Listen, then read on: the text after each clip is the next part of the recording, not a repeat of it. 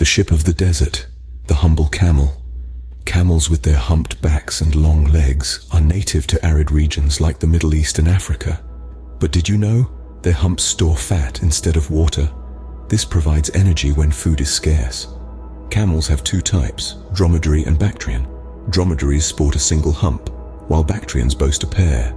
These resilient creatures can survive without water for nearly 2 weeks, thanks to their oval-shaped red blood cells, allowing them to withstand dehydration.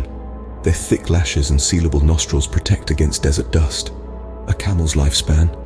40 to 50 years. Intriguing, right? That's the camel for you, a master of desert survival. Subscribe